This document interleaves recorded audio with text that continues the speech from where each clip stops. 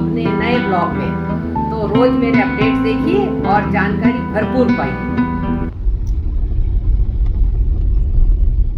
Hello, तो अब मैं जा रही हूँ होम साइंस कॉलेज से निकलकर कला निकेतन महाविद्यालय में, और जाके देखते हैं कि वहाँ आज कौन सी एक्टिविटीज़ हमको करनी है और सबको बताना है कि आज हमने क्या किया। क्योंकि कल छुट्टी है तो कल हम ब्रेक लेंगे और अपना होमवर्क करेंगे, जिससे कि हम अगले हफ्ते की तैयारी कर सकें। तो ये देखिए, हमारे महाविद्यालय का जो प्रवेश द्वार है वो आ चुका है। प्रवेश द्वार में अभी सुधार की ज़रूरत है। इसके रंग रोगन थोड़ा ख़राब हो गया है, तो अभी हम इसको नया बनाएंगे और बहुत जल्द हमारे विद्यार्थी ही इसको तैयार करके और सभी के स्वागत के लिए इसको रेडी करेंगे। तो आइए अंदर चलते हैं और आज की गतिविधि संपन्न करते हैं। आज हम लोगों को समितियों पे चर्चा करना है कि महाविद्यालय के सुचारू संचालन के लिए हमको कौन सी समितियां बनाना है और प्रत्येक समिति अपने दायित्व का निर्वहन अपने कौन से लीडर के अंडर में करेगी, ये बात हम करेंगे।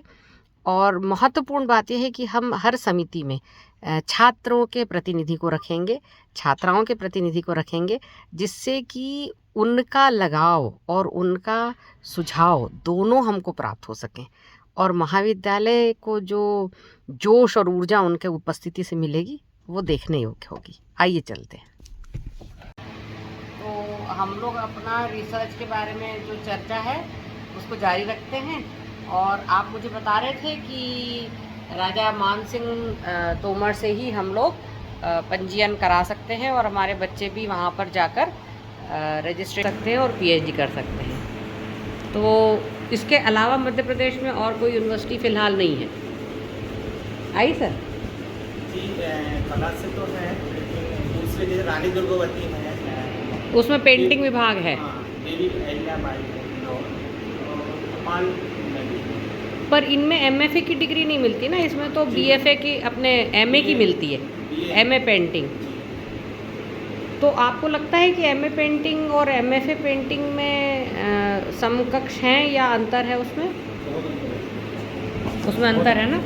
बहुत अंतर है। एमए में एक सब्जेक्ट पढ़ाया जाता है और एमएफए में पूरा subject A to Z subject art होता है। सिर्फ पेंटिंग होता है? हाँ, सिर्फ आर्ट होता है। पेंटिंग के सारे आयाम होते होंगे। और एमए में सिर्फ एक सब्जेक्ट ऑप्शनल होता है, तो बहुत अंतर है, बहुत अंतर है। और जब आप जैसे जो बीए होता है वो 3 साल का होता है और हमारा जो है बीएफए होता है वो 4 साल का 4 साल का होता है, उसमें भी बहुत अंतर है, तो हर प्रकार से बहुत अंतर है। तो जैसे रानी दुर्गावती में अगर ड्राइंग पेंटिंग चल रहा है या फिर अगर हम इसको माने जैसा आपने बताया देवी अहिल्याबाई में है, तो वहाँ के जो टीचर्स हैं वो एमएफए वाले हैं कि एमए वाले हैं? वहाँ पे तो हायर एजुकेशन जो होता है वो हायर एजुकेशन जो है वो एमए वाले को ही लेता है। तो फिर वो आप लोगों को एज स्टूडेंट रिसर्च के लिए पंजीयन कराते हैं? हाँ, जैसे मैं पीएचडी कर रहा हूँ तो मैं शुक्ला मैडम के अंदर जी, तो वो एमएफए वाली हैं कि एमए हैं? एमए वाली। तो क्या विषय लिया आपने पीएचडी? व्यवहारिक कला, अप्लाइड आर्ट है, अप्लाइड आर्ट से कर रहा हूँ। क्योंकि मुझे ग्वालियर यूनिवर्सिटी से है कर रहा हूँ, तो मेरा बार बार वहाँ जाना संभव नहीं हो पाता है, इसलिए मैंने रिक्वेस्ट करी तो वो यहाँ पे मुझे, यानी उन्होंने व्यवस्था आपको दे दी है, पर आपको डिग्री राजा मानसिंह तोमर की मिलेगी। जी, बहुत अच्छा। गाइड है मेरे। तो नहीं, तो मानसिंह तोमर में भी कोई गाइड होंगे आपके? नहीं, मानसिंह तोमर में कोई गाइड नहीं है, लेकिन हाँ मतलब और लोग हैं, मतलब राजा मानसिंह से एफिलिएटेड हैं जो, मतलब जैसे मैथ्यू सर हैं या वहाँ पे बलवंत सर हैं और बहुत सारे लोग हैं, संजय पांडे मैडम हैं, तो ऐसे करके क्योंकि मुझे जबलपुर यहाँ पे पास पड़ता था तो मैंने उनको रिक्वेस्ट करी तो निश्चित रूप से कला साधना के लिए स्थान तो बहुत महत्वपूर्ण है। और क्या हम लोग जो एमए से बच्चों को कराते हैं उसमें भी तो शोध कार्य होता होगा इनका? जी मैम, तो प्रीवियस से चालू करते हैं, मतलब जैसे बीएफए 4th ईयर है लास्ट ईयर में, तो उसमें हम एक प्रोजेक्ट वर्क होता है उसमें, और एमएफए प्रीवियस से MMBBS फर्स्ट सेकंड थर्ड जी। सेमेस्टर जो है उसमें सेमिनार होता है, और जो फाइनल सेमेस्टर होता है, फोर्थ सेमेस्टर जो होता है, उसमें डिसर्टेशन। हाँ, तो वो डेजर्टेशन का जो टॉपिक है वो टॉपिक प्रीवियस से चालू कर देते हैं बच्चे।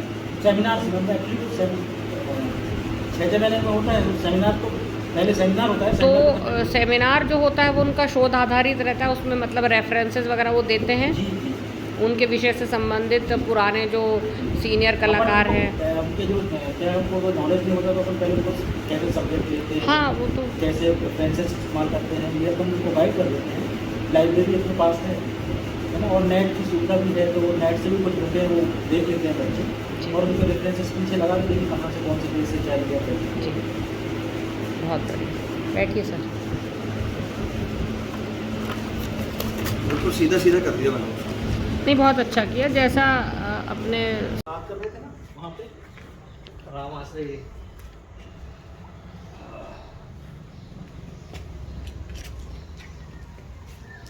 ये लाइव पोर्ट्रेट है और एग्जैक्टली वही फीचर्स हैं जो कि हमारे महाविद्यालय के कर्मचारी के हैं।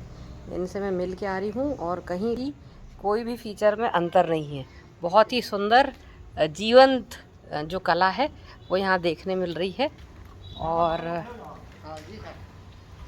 ये एक और उदाहरण हम देखने जा रहे हैं जिसमें कि बच्चों ने लाइव मॉडल को बैठाकर और ये बनाया है। ये कितना खूबसूरत है और कितनी गजब की सिमिलैरिटी है दोनों जो मॉडल हैं उसमें और जो कलाकृति तैयार की गई है, ये आप देख सकते हैं। बहुत ही सुंदर। तो कला का और सृजन का एक उत्कृष्ट स्थान है, ये मंदिर है। और इसको पूरे न केवल जबलपुर बल्कि सभी संपूर्ण हमारे देश को ये जानना है। ये सब गुरुजन हैं, स्टाफ हैं जो कि इन बच्चों को गढ़ रहे हैं। और प्रोसेस ये है जी,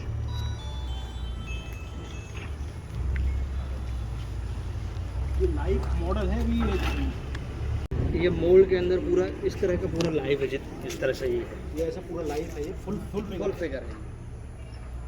अच्छा, खोलना बाकी मतलब उसके अंदर डाल के उसको ये सांचा बना हुआ है ना, मोल्ड है ये, और ये कास्टिंग। पहले क्या वो मिट्टी का बनाते हैं, फिर उसका मोल्ड निकाल लेते हैं, और मोल्ड निकालने के बाद फिर उसमें जो भी चाहेंगे फाइबर या जो भी मटेरियल चाहेंगे उससे कास्ट करते हैं। तो ये 3 प्रोसेस से गुजरता है। तो ये तीसरा प्रोसेस जो अभी देखे थे आपने, वो फाइनल प्रोसेस है। तो इसमें समय कितना लग जाता है फाइनल प्रोसेस होने में? हफ्तों महीनों लग जाता है, 1 महीना करीब लग जाता है। 5-6 दिन करीब जो है मॉडल बनाने, 15 दिन या 20 दिन, जितना उसमें मेहनत करते जाएंगे उसकी डिटेल्स आती जाएगी। और फिर 2-3 दिन मोल्ड बनाने में, फिर कास्टिंग करने में भी 4-5 दिन, इस तरह से। और वो डिपेंड करता है कि मीडियम हम कौन सा इस्तेमाल कर रहे हैं कास्टिंग के लिए, फाइबर है कि सीमेंट है, फिर वो मेटल कास्टिंग वगैरह सब इसी प्रोसेस से होता है। वाह, बहुत बढ़िया, शानदार। मेटल कास्टिंग की भट्टी भी लगाने के लिए सोच रहे थे मैम। आप जो आवश्यकता हो बताते जाइए, अपन सब करेंगे। हेलो फ्रेंड्स, मैं फिर से आई हूँ आज के दिन भर का अपना ब्यौरा लेके कि आज मैंने क्या क्या किया। सबसे पहले तो आज बचे हुए काम पूरे किए, फिर मैं अपने पुराने होम साइंस कॉलेज गई। वहाँ पर मैंने कई लोगों से मुलाकात की और मेरे वरिष्ठ जो हैं उन्होंने कहा कि नए दायित्व की बधाई दी और कहा कि तुम बहुत अच्छे से पूरा करोगी, मतलब मुझसे बहुत सारी अपेक्षाएं भी हैं। और उसके बाद में मैं अपनी ललितकला संस्थान पहुंची। वहाँ पर मैंने पहले ही अपने जो साथीगण हैं, जो स्टाफ मेंबर्स हैं, उनको ये कह रखा था कि आज हम समितियों की सूची फाइनल करेंगे। और आपको मैं बताऊं कि सभी सदस्यों ने अपना अपना काम पूर्ण करके रखा था। और मुझे देख के वो 6 सूचियाँ एकदम मन प्रसन्न हो गया कि कितने अच्छे साथी मुझे मिले हैं। और मैं बहुत आशान्वित हूँ कि हम बच्चों के लिए बहुत अच्छा काम कर पाएंगे। और इसके बाद फिर हमने बहुत सारे विषयों पे चर्चा करी, जिसके आप थोड़ी बहुत जानकारी इन वीडियो में जो मैंने रिकॉर्ड की उससे मिलेगी आपको। और विषय की समझ मैं अपने शिक्षकों के माध्यम से उसकी गहराइयों में जाने की कोशिश कर रही हूँ। और फिर हमने कुछ चीज़ें भी देखी जो बच्चों ने बनाई हैं, और मैंने उसको कहा कि ये सृजन का मंदिर है, सृजनता का मंदिर है, और यहाँ पर केवल और केवल सृजनात्मक गतिविधि होती है। और निश्चित रूप से इस तरह के माहौल में ऐसा लगता है जैसे हम शुद्ध प्राकृतिक वातावरण में वहाँ पर हैं, और बच्चों के अंदर की जो प्रतिभा है, उनकी जो फीलिंग्स हैं, वो उनकी कलाकृतियों के माध्यम से हमको दिखाई पड़ती है। और इन कलाकृतियों को अब हमारा उद्देश्य है कि पूरे जो सभी नागरिक हैं उन तक ये कला पहुँचे, और कला हमेशा एक सुकून देती है, आराम देती है, उस सुकून उनको मिल सके। और ऐसा मेरे पिताजी कहते थे कि अगर हम ईश्वर की कल्पना करते हैं तो उसका रूप दर्शन महत्वपूर्ण होता है सामान्य व्यक्ति के लिए। तो रूप दर्शन के लिए वो ड्राइंग कर सकते हैं, वो पेंटिंग कर सकते हैं, और साथ में मूर्ति भी बना सकते हैं।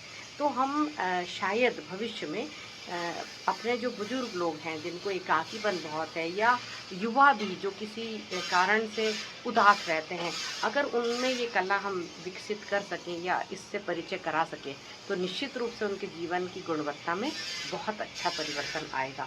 और तो आज की जानकारी इतनी ही, और कल फिर मैं आपको अपनी दिनचर्या के बारे में बताने आऊँगी। वैसे कल अवकाश है, इसलिए छुट्टी का देखिए हम लोग क्या इंतज़ाम करते हैं और क्या उसका उपयोग करते हैं, और कैसे अगले हफ्ते की पूरी तैयारी करने में अपना समय बिताते हैं। Logging off for right now, bye bye, thank you.